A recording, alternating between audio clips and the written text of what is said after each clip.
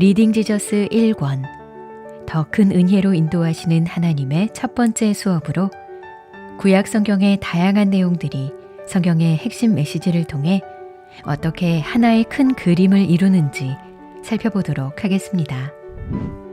사람들은 성경의 이야기를 부분적으로만 알고 있는 경우가 많습니다.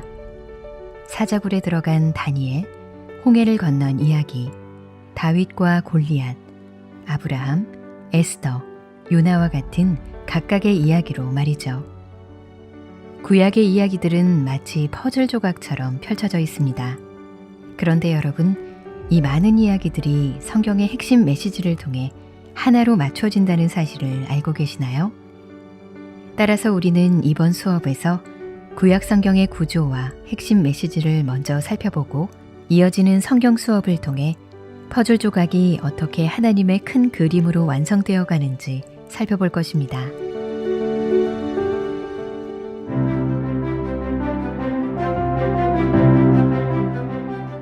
먼저 구약 성경의 목차를 살펴볼까요?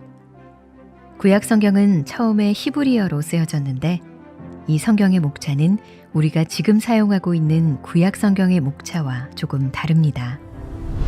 히브리 성경은 구약을 율법서, 예언서, 성문서로 구분합니다.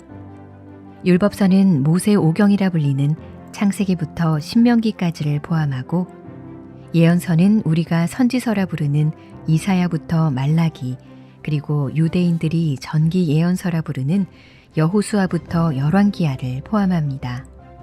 성문서에는 시편, 잠언 같은 시가서가 포함되고 다니엘서와 같은 선지서, 후기 역사서로 간주되는 에스라, 느헤미야, 그리고 역대기도 여기에 포함됩니다. 창세기로 시작해 역대기로 끝나는 것이죠. 우리가 사용하는 구약 성경은 역사서, 시가서, 선지서로 구분됩니다.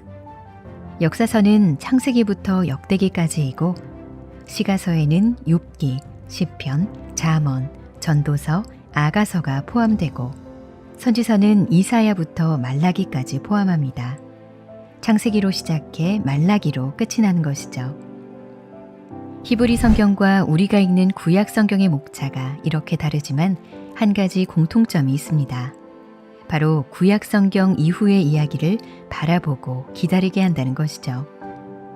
히브리 성경의 마지막 책인 역대기는 아담부터 포로 귀환까지의 역사를 보여줍니다. 그러나 아직 성취되지 않은 하나님의 약속들 때문에 이 다음 이야기는 무엇인가? 라는 질문을 갖게 합니다. 우리가 사용하는 구약 성경 역시 마지막 책인 말라기가 새로운 엘리야를 고대하는 내용으로 끝이 나면서 앞으로 펼쳐질 이야기들을 기대하게 합니다.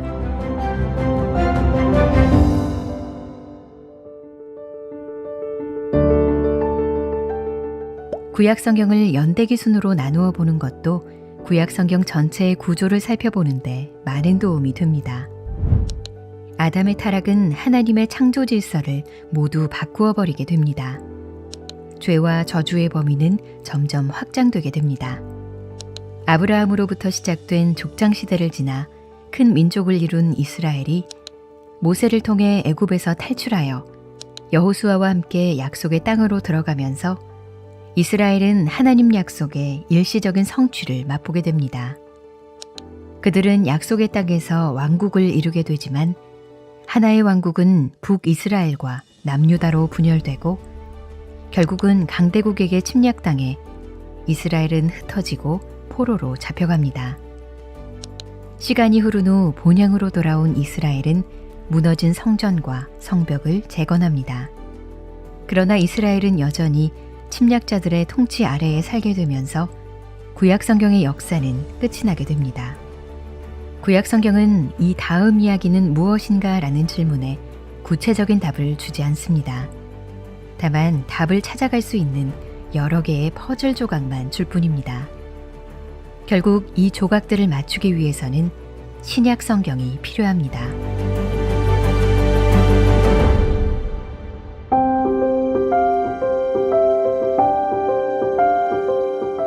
신약 성경은 구약 성경에서 흘러나오는 모든 질문의 답이 예수 그리스도의 인격과 사역을 통해 어떻게 나타나는지 보여줍니다. 아담의 죄로 인해 모든 사람에게 죽음이 임합니다. 그러나 예수님 안에 있는 모든 사람은 생명에 이르는 의를 얻게 됩니다. 인류를 위한 새로운 언약의 머리가 되시는 것이죠. 이렇듯 예수님은 새 아담이십니다. 이스라엘의 역사는 예수님의 삶을 통해 새롭게 재현됩니다. 하나님께서 이스라엘을 애굽에서 이끌어내신 것처럼 어린 예수님도 애굽에서 이끌어내십니다. 이스라엘이 홍해를 건넌 사건은 예수님이 요단강에서 물로 세례를 받은 사건과 이어집니다. 이스라엘의 40년 광야 생활 역시 예수님의 40일 광야 금식 후 받으신 시험과 이어집니다. 이렇듯 예수님은 아브라함의 참 후손이자 새 이스라엘이십니다. 하나님께서 다윗에게 약속하신 영원한 보좌는 다윗의 자손이신 예수님을 통해서 성취될 것입니다. 예수님은 하나님의 백성들이 지키지 못해 깨어진 옛 언약을 자신의 거룩한 보혈로 새롭게 완성하셨습니다. 이 새 언약은 그리스도의 순종을 통해서 앞으로도 영원토록 지속될 것입니다. 이렇듯 예수님은 새 다윗이십니다. 자, 여러분, 구약 성경의 퍼즐 전체가 예수님을 향해 가고 있다는 것이 보이시나요?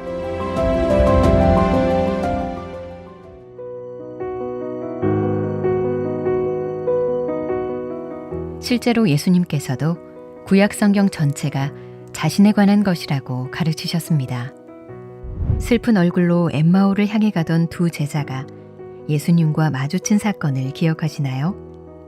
그들이 길을 떠날 때에는 예수님의 부활에 대해 아직 듣지 못했습니다. 그때 예수님이 제자들에게 다가가 말씀하십니다. 미련하고 선지자들이 말한 모든 것을 마음에 더디 믿는 자들이여, 그리스도가 이런 고난을 받고 자기의 영광에 들어가야 할 것이 아니냐 하시고, 이에 모세와 모든 선지자의 글로 시작하여 모든 성경에 쓴 바 자기에 관한 것을 자세히 설명하시니라. 이후에 다른 제자들에게도 가르치십니다.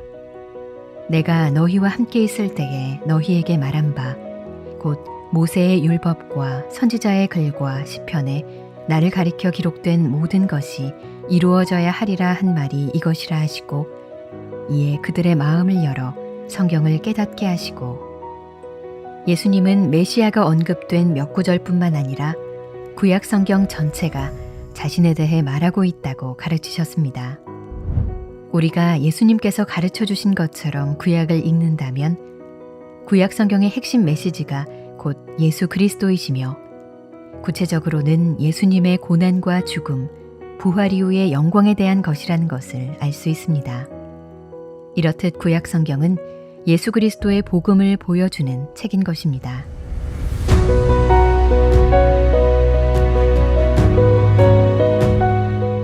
이처럼 우리가 구약 성경을 바르게 해석해서 읽는다면 성경 전체가 예수님을 향해 가고 있는 것을 발견하게 됩니다. 성경 전체에 흐르는 복음은 우리를 구원하신 하나님께 영광 돌리도록 이끕니다. 그리고 이 복음은 우리의 마음을 돌이켜 우리의 삶을 변화시킵니다. 이렇게 하나님을 영화롭게 하는 예배의 마음으로 성경을 읽을 때 성경을 읽는 그 자체가 우리의 예배가 됩니다. 이것이 바로 우리가 성경을 읽는 이유가 됩니다. 다음 영상에서는 리딩 지저스 1권의 두 번째 수업으로 창세기 1, 2, 3장을 중심으로 창조와 타락 그리고 회복의 약속에 대해서 살펴보겠습니다.